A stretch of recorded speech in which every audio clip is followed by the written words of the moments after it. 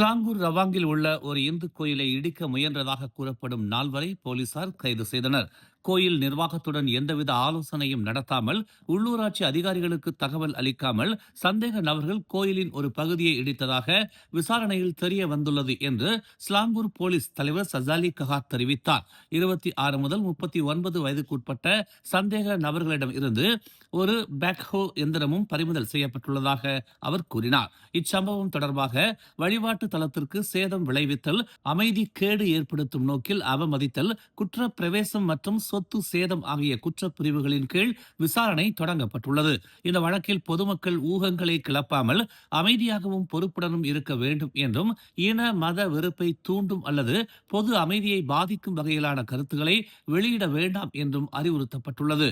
சட்டத்தின் அடிப்படையில் தொழில் முறையாகவும் வெளிப்படையாகவும் நியாயமாகவும் விசாரணை நடைபெறும் என்று தாம் உறுதி அளிப்பதாக சஜாலி கஹார் தெரிவித்துள்ளார். கடந்த சனிக்கிழமை சட்டவிரோத வழிபாட்டு தலங்களுக்கு எதிராக திட்டமிடப்பட்ட பேரணியில் ஈடுபட்டவர்களில் ஒருவராக இருந்த செயற்பாட்டாளர் தமீம் தாரியும் கைது செய்யப்பட்டவர்களில் ஒருவர் என மலேசிய அக்கினி தெரிவித்துள்ளது.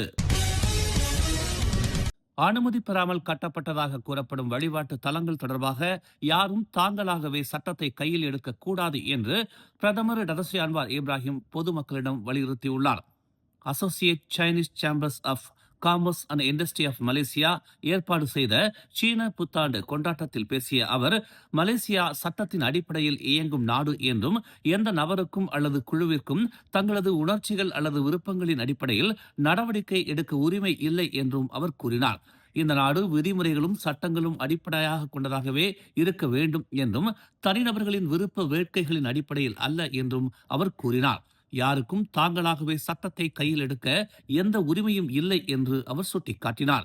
அண்மையில் விதிமுறைகளை பின்பற்றவில்லை என கூறப்படும் சில வழிபாட்டு தலங்கள் குறித்து ஏற்பட்ட சர்ச்சைகள் மற்றும் அவற்றை இடிக்க வேண்டும் என்ற பிரச்சாரம் ஆகியவற்றின் பின்னணியில் அவர் இந்த கருத்தை வெளியிட்டுள்ளார்.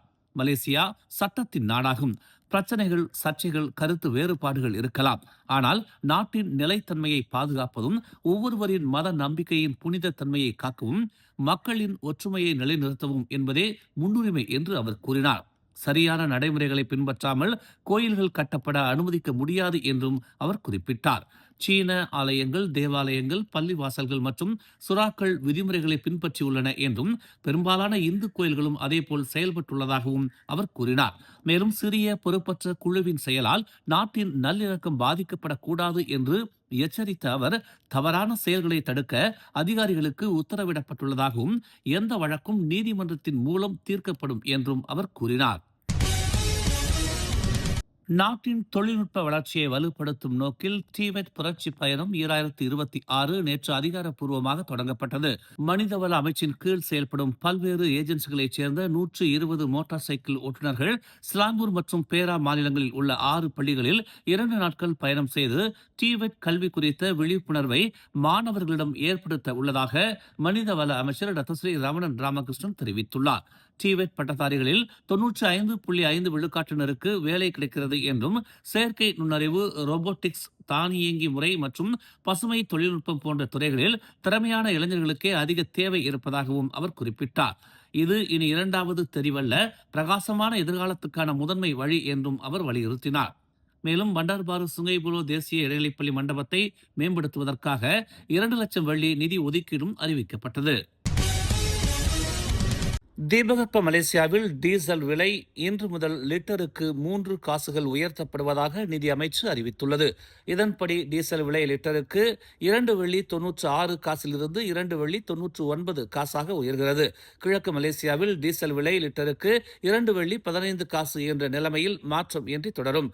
ரோன் 97 ரக பெட்ரோல் நாடு முழுவதும் லிட்டருக்கு 3 வெள்ளி 10 காசு என்ற விலையில் நீடிக்கும்.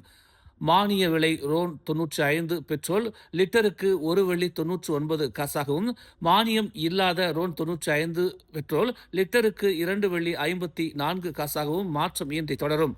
இந்த புதிய விலைகள் பிப்ரவரி 18ஆம் தேதி வரை அமலில் இருக்கும் என்று தெரிவிக்கப்பட்டுள்ளது.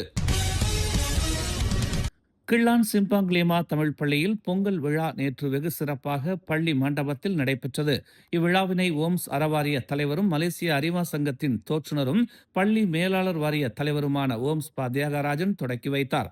பள்ளி பொங்கல் விழா எப்போதும் வெளிப்புற மைதானத்தில்தான் நடக்கும். பெற்றோர்களும் கலந்து கொண்டு பாரம்பரிய விளையாட்டுகளை ஏற்பாடு செய்து நடத்துவார்கள். ஆனால் விரைவில் பள்ளி விளையாட்டு விழா வருவதால் மாணவர்கள் மற்றும் ஆசிரியர்களுடன் பள்ளி மண்டபத்தில் இந்த பொங்கல் விழா ஏற்பாடு செய்யப்பட்டுள்ளதாக பள்ளியின் தலைமை ஆசிரியர் செல்வநாதன் முனியாண்டி கூறினார். இயற்கைக்கு நன்றி சொல்லும் விதமாக ஒரு உன்னத திருநாளாக நாம் பொங்கல் திருநாளை கொண்டாடுகிறோம். சூரியனை வணங்கி அவரால் தான் எல்லாம் என நினைந்து அவருக்கு நன்றி சொல்கிறோம். இத்தகைய விழாவை நம் பிள்ளைகள் புரிந்து கொள்ள வேண்டும் என்பதற்காகவே பள்ளிகளில் இதுபோன்ற விழாக்களை முன்னெடுக்கிறார்கள் என்று ஓம்ஸ் பா தியாகராஜன் கூறினார். வகுப்பு வாரியாக ஆசிரியர்கள் மற்றும் மாணவர்கள் அமர்ந்து பொங்கல் வைத்தனர். தனித்தனி குழுவாக அமர்ந்து கூடி பேசி சிரித்து மகிழ்ந்து கும்மி அடித்து பொங்கல் உற்சாகத்தை தித்திப்பாக்கினர். ஓம்ஸ் பா தியாகராஜன் ஒவ்வொரு குழுவுக்கும் சென்று குழந்தைகளுக்கு ஆசிகள் வழங்கினார். ஆசிரியர்களின் அயரா உழைப்பும் பொங்கல் பண்டிகை மீதான அவர்களின் நன்மதிப்பும் அவர்களின் அர்ப்பணிப்பில் தெரிந்தது. பிள்ளைகளுடன் சேர்ந்து கும்மி அடித்து பாட்டு பாடி விழாவை இனிமையாக்கினர் ஆசிரியர் பெருமக்கள். பொங்கலிட்டு ஒன்றாய் அமர்ந்து ஒருவருக்கொருவர் பரிமாறிக்கொண்டு அங்கும் இங்குமாய் ஆனந்தமாய் பொங்கலை அள்ளிச் சாப்பிட்டதில் அத்தனையும் இனித்தது. மொத்தத்தில் இது பள்ளி விழாவாக இல்லாமல் சிம்பாங் லீமா குடும்ப விழாவாகவே அமைந்தது. மேலும் செய்திகளை தெரிந்து கொள்ள தமிழ் மலர் இணையதளம், தமிழ் மலர் செயலி மற்றும் மலர் டிவி யூடியூப் சேனலை வலம் வாருங்கள். எங்களோடு இணைந்திருக்க மலர் டிவியை பதிவு செய்து கொள்ளுங்கள். உறவுகள் மகிழ்ந்திட விருப்பம் மற்றும் பகிர்வு சேவையை சொடுக்கிடுங்கள்.